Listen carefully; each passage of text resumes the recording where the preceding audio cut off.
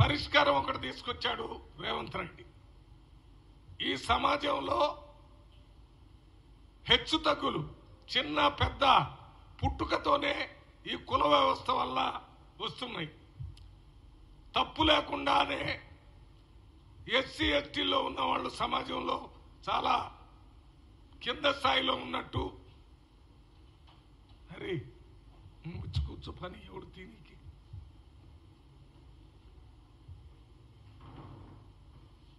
సమాజంలో ఎస్సీల తర్వాత బీసీలని, బీసీల తర్వాత ఇంకొకళ్ళని కులాన్ని బట్టి వాళ్ళకొక ర్యాంక్ ఇప్పుడు కూడా ఇస్తున్నారు. మెరిట్ని బట్టి కాకుండా, ఒక వ్యక్తి సామర్థ్యాన్ని బట్టి కాకుండా, వారు పుట్టిన కులాన్ని బట్టి వారికి విలువ ఇచ్చేటటువంటి వ్యవస్థ ఉంది.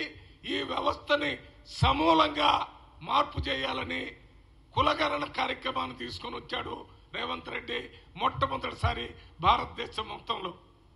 ఈ కులగణన చేయటం వల్ల బీసీల్లో ఉన్న వివిధ కులాలు, ఎస్సీల్లో ఉన్న వివిధ కులాలు, వీకర్ సెక్షన్లో ఎకనామికల్లీ వెనకబడ్డ జాతుల్లో ఉన్న ప్రజలు, వీరి యొక్క జనాభా, వారి ఎడ్యుకేషన్ పరిస్థితి ఎట్టుంది, వారి ఆర్థిక పరిస్థితి ఎట్టుంది, వారి ఉద్యోగాలు ఎలా ఉన్నాయని సర్వే చేశారు. 1,00,000 మంది ప్రభుత్వ ఉద్యోగులతో 50 రోజులు సర్వే చేసి, ఆ సర్వే ఆధారంగా అసెంబ్లీలో బిల్లు పెట్టి 42% రిజర్వేషన్ బీసీలకు ఇవ్వాలని, 50% రిజర్వేషన్ మీద ఉన్న సీలింగ్ తీసేయాలని ముఖ్యమంత్రి నిర్ణయం తీసుకొని మరి రిజల్యూషన్ పాస్ చేసి ఈ బిల్లుని పార్లమెంట్లో కూడా పాస్ చేయాలని ప్రధానమంత్రికి రిప్రజెంట్ చేయడానికి రాహుల్ గాంధీ ఇండియా అలయన్స్ ఎంపీలతో కలవటానికి సిద్ధమై పనిచేస్తున్నాడు. దీని ద్వారా శాశ్వతంగా ఈ కుల వివక్ష పోయి అందరూ చదువుకునే అవకాశం, అందరూ అన్నదమ్ముల్లాగా ఒకే కుటుంబంలో. తెలంగాణ అంటే తెలంగాణ తల్లి బిడ్డలు, తెలంగాణ అంటే తెలంగాణ తల్లి బిడ్డలు. తెలంగాణ తల్లి బిడ్డ అంటే ఎవరైనా తెలంగాణ బిడ్డ. అది ఎస్సీ అయినా తెలంగాణ బిడ్డే, బీసీ అయినా అంతే, ఎస్టీ అయినా అంతే, మైనార్టీ అయినా అంతే, ఫార్వర్డ్ అయినా అంతే. అందరూ తెలంగాణ తల్లి బిడ్డలు. తెలంగాణ బిడ్డలందరూ ఈ సమీకృత గురుకుల పాఠశాలల్లో ఈ కులగణన వల్ల వచ్చిన రిజర్వేషన్లో చదువుకునేటటువంటి ఒక గొప్ప విప్లవాత్మకమైనటువంటి నిర్ణయం తీసుకొని ఈ రాష్ట్రంలో పరిపాలన నడిపిస్తున్నటువంటి నాయకుడు రేవంత్ రెడ్డి గారు. అటువంటి నాయకుడు మీద ప్రజలు ఎందుకు బంగ్లాదేశ్ మీద అప్పుడు ప్రభుత్వం మీద తిరుగుబాటు చేశారంటే ఇక్కడెందుకు చేస్తారు చెప్పండి?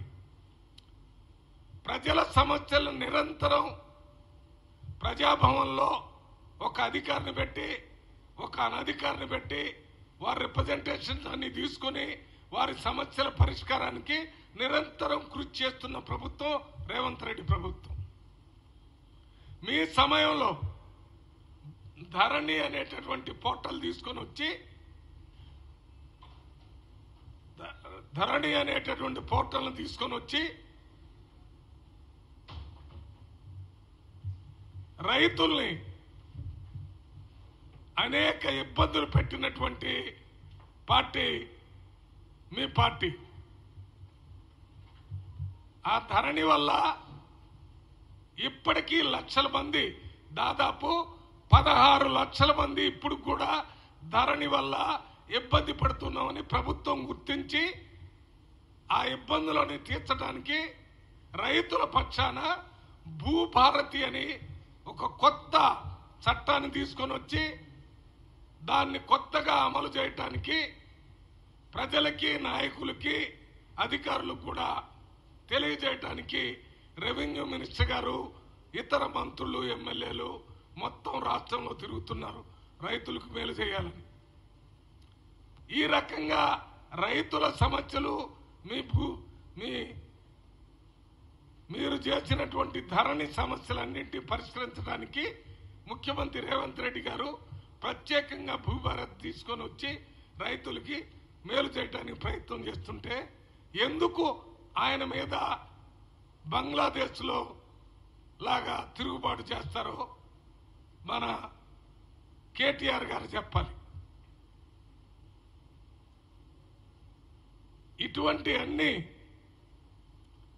అనేక కార్యక్రమాలు మంత్రుల దగ్గరకి, ఎమ్మెల్యేల దగ్గరకి, మినిస్టర్ల దగ్గర, సీఎం దగ్గరకి ప్రజలు కలిసేటటువంటి అవకాశాన్ని మీ ప్రభుత్వం పోయిన తర్వాత రేవంత్ రెడ్డి ప్రభుత్వంలో ఇస్తున్నారు. ఇది మీ ప్రభుత్వంలో ముఖ్యమంత్రిని కలవాలంటే మీ ఎమ్మెల్యేలకి, ప్రతిపక్ష ఎమ్మెల్యేలకి, ప్రజలకి అవకాశమే లేదు. మీరు పేరు పెట్టినటువంటి ఆ ప్రగతి భవన్లో 1 కిలోమీటర్ వరకు ప్రజలనేవాడు కనపడకుండా చుట్టూ పోలీస్ ప్రహరా పెట్టి ఐరన్ గోడలు పెట్టారు. మీరు కాకి కూడా లోన పోతే చంపేటటువంటి పరిస్థితి మీ ప్రభుత్వం.